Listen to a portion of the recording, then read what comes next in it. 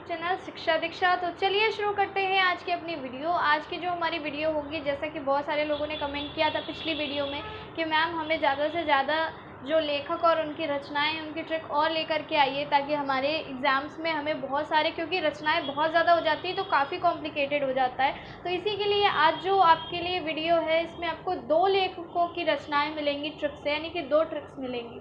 तो बहुत ही हेल्पफुल होगी वीडियो, आपको पूरी देखनी है। साथ में जो भी लोग एसएससी की या रेलवे के लिए मैथ्स की तैयारी कर रहे हैं, क्योंकि अभी इस चैनल पे मैं मैथ्स नहीं पढ़ा रही हूँ, तो आप जाकर के पार्थ अकेडमी चैनल को सब्सक्राइब कर सकते हैं। डिस्क्रिप्शन में लिंक मिलेगा आपको, और वहाँ से आप अपनी मैथ्स वगैरह की तैयारी जो है अच्छे से कर सकते हैं। तो चलिए शुरू करते हैं हम अपनी आज की वीडियो।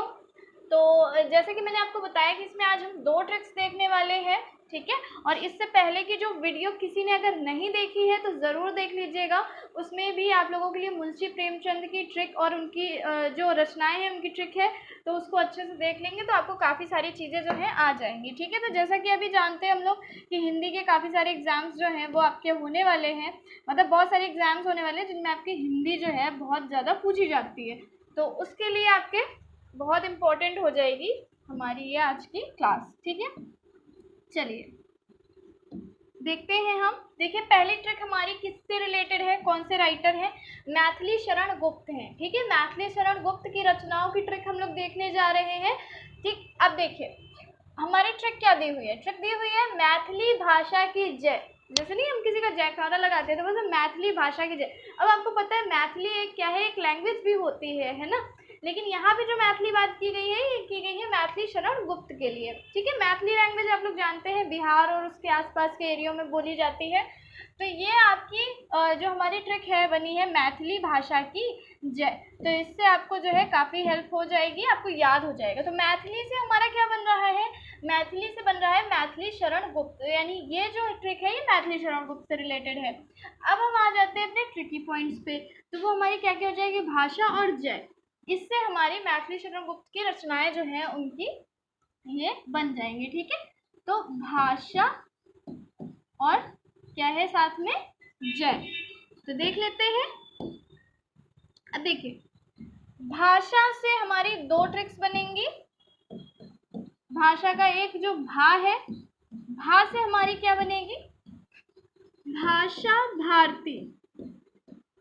भाषा भारती ये हमारी एक रचना बन जाएगी मैथिली शरण गुप्त की, भाषा भारती, ठीक है। उसके बाद देखिए जो दूसरा शा आया है, देखिए यहाँ पे मैं जय नहीं लिख रही हूँ क्योंकि अभी हमारी ये पहले कंप्लीट हो जाए उसके बाद लिखेंगे, ठीक है। तो भा से हो गया भाषा भारती। दूसरा क्या है, दूसरा देखिए आया है शा, ठीक है, भा और शा। तो ये वाला शा आया है षटकोण वाला, लेकिन हमें दरअसल में षटकोण वाला सा नहीं, बस आप इतना याद कर लीजिए सा बोलेंगे इसको, क्योंकि हमें जिस सा से काम है वो तो सपेरे वाला है, ठीक है। तो सा से एक रचना है साकेत।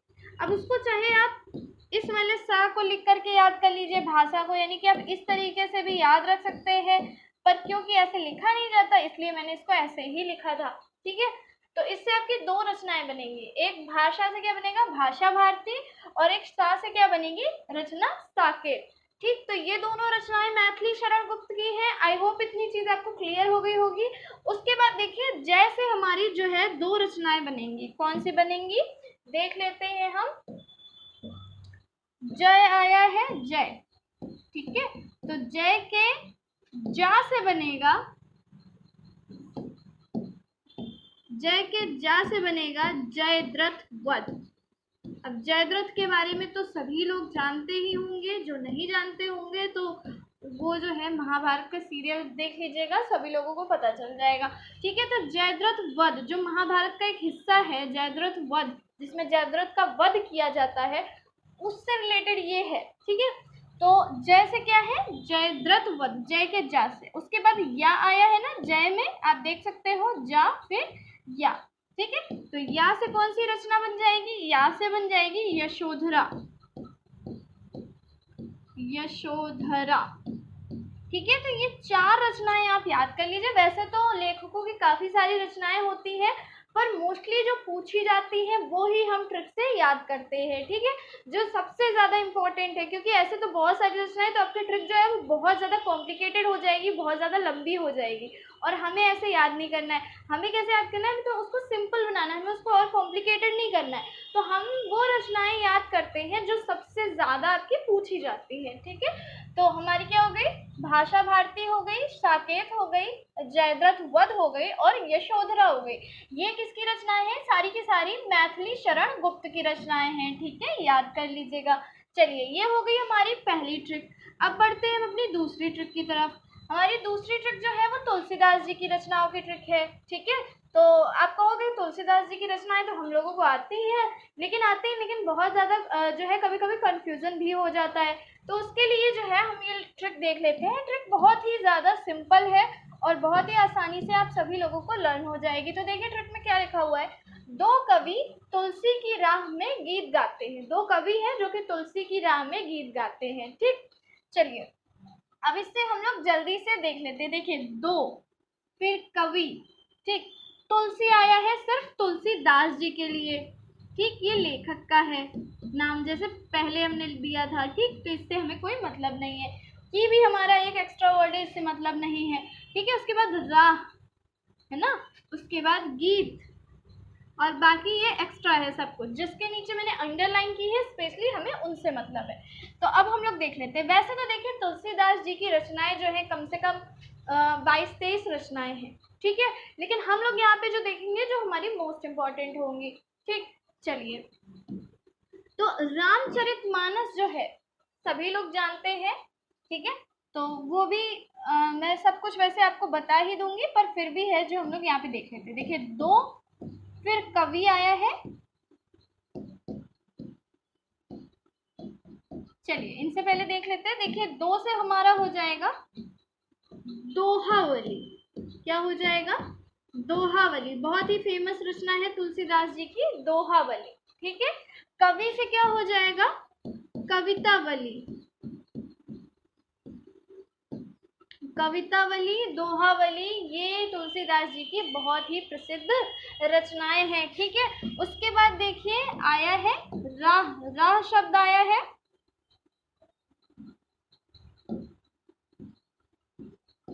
राह। ठीक है, तो रा से क्या हो जाएगा और हा से क्या हो जाएगा, रा से हो जाएगा रामचरितमानस। रामचरितमानस, ठीक है, रामायण नहीं, रामचरितमानस। रामचरितमानस किसकी रचना है, तुलसीदास जी की है। रामायण किसकी है, महर्षि वाल्मीकि की है, सभी को पता है। ठीक है, हा से हनुमान चालीसा, संकट मोचन, ऐसे करके काफी सारे उन्होंने जो है चीजें लिखी हैं। ठीक, हनुमान चालीसा भी जो है वो किसकी कृति है, तुलसीदास जी की। एक आध बार पूछा जा चुका है। ठीक, उसके बाद देखिए रामचरितमानस, अभी मैं रा से आपको और बता देती हूँ। एक है रामाज्ञा प्रश्न। ठीक है, रा से आपके बहुत सारे आप याद कर सकते हो, रामाज्ञा प्रश्न। ठीक है, फिर रा से रामलला नेहछू। रामलला नेहछू, ये भी रचना है। बरवे रामायण। ठीक है, ऐसे करके बहुत सारी रामायण, वैसे बरवे रामायण भी इनकी एक रचना है, बरवे रामायण। तो वो मैं बोल दे रही हूँ, मैं लिख नहीं रही हूँ। ठीक है, उसको आप ऐसे याद कर लीजिएगा। रामचरितमानस, रामाज्ञा प्रश्न, रामलला नेहछू, ये सारे आपके रा से हो गए। ठीक है, हा से हो गई हमारी हनुमान चालीसा। अब गीत है, तो गीत से देख लेते हैं।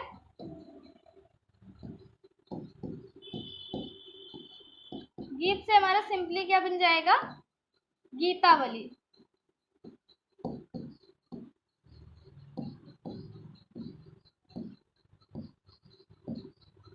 ठीक है, गीत से हमारा क्या बन जाएगा, गीतावली। दोहावली, गीतावली, कवितावली, रामचरितमानस, रामाज्ञा प्रश्न, रामलला नेहछू, बरवे रामायण, हनुमान चालीसा, संकट मोचन, ये सब जो रचनाएं हैं, ये सब किसकी रचनाएं, तुलसीदास जी। मैंने आपको बताया, अभी तो मैंने बताई नहीं, बहुत सारी रचनाएं हैं जो कि तुलसीदास जी की हैं। पर क्योंकि वो सारी इतनी ज़्यादा नहीं पूछी जाएंगी, इसलिए जो ज़्यादातर पूछी जाती है वो मैंने रचनाएं आपको ट्रिक के माध्यम से बता दी। ठीक है, तो अब यही हमारी देखिए ट्रिक क्या करती है, ट्रिक बस इतना करती है कि देखिए तैयारी तो आपको रखनी होगी, होगी, लेकिन उससे क्या होता है, ट्रिक से हमारी काफ़ी सारी चीज़ें जो है वो हमारी क्लियर होती जाती हैं, हम कभी कंफ्यूज भी जल्दी नहीं होते। हाँ, कभी कभी लोग ट्रिक से भी कंफ्यूज हो जाते हैं। वो क्यों कंफ्यूज हो जाते हैं, जब उन्होंने ट्रिक को अच्छे से देखा नहीं। मैंने देखा है काफ़ी सारे लोग मुझसे कमेंट में कहते हैं मैम ट्रिक से तो हम और कंफ्यूज हो रहे हैं। तो मैंने कहा कंफ्यूज, अगर आप 2-3 बार उस चीज़ को अच्छे से प्रैक्टिस कर लोगे तब आप कंफ्यूज नहीं होगे। लेकिन अगर आप हर बार कोई एक नई ट्रिक देखते हो और फिर बस आपने एक बार देख ली, उसके बाद आप उसको याद भी नहीं रखना चाहते, तो आपको ज़रूर कन्फ्यूज़न होगा। तो अगर आप चाहते हैं कि आपको ट्रिक जो है वो आपको साइड इफ़ेक्ट ना दे, ठीक है, बेनिफिट दे, साइड इफ़ेक्ट ना दे, तो इसके लिए आपको क्या करना होगा, 2 से 3 बार ट्रिक की प्रैक्टिस कर लिया करिए। ये कोई बहुत बड़ा आपके लिए काम नहीं है, आप कर सकते हो। तो गाइस, आज जो है हम लोगों ने 2 देख ली, बाकी हम लोग और भी बीच बीच में देखते रहेंगे। साथ में जो हमारा हिंदी चल रहा था क्वेश्चन से, वो भी चलता रहेगा एंड अदर चीज़ें भी हमारी चलती रहेंगी, ठीक है। ये तो मैंने स्पेशली, जो बहुत सारे लोग कमेंट कर रहे थे कि मैम और जल्दी से हमें और चाहिए, और लेखकों की ट्रिक से बता दीजिए, तो वो मैंने स्पेशली आज उनके लिए बनाई है, ठीक है। तो ये हम लोगों ने देख लिया, मैथिली शरण गुप्त की रचना देख ली, मैथिली भाषा की जय, भाषा भारती, साकेत, जयद्रथ वध और यशोधरा, और हमने तुलसीदास जी की रचनाएं भी देख ली, ठीक है, ट्रिक से। दोहावली, कवितावली, रामचरितमानस, रामाज्ञा प्रश्न, रामलला नेचु, बरवे रामायण, हनुमान चालीसा, गीतावली, ठीक। तो आई होप सब कुछ हो गया होगा क्लियर। तो चलिए अब मिलते हैं हम लोग अपनी नेक्स्ट क्लास में। तब तक के लिए पढ़ते रहिए, सीखते रहिए शिक्षा दीक्षा के साथ, और हाँ, वीडियो को लाइक और शेयर ज़रूर कर दीजिएगा और कमेंट ज़रूर कीजिएगा। तो चलिए मिलते हैं अपनी नेक्स्ट वीडियो में।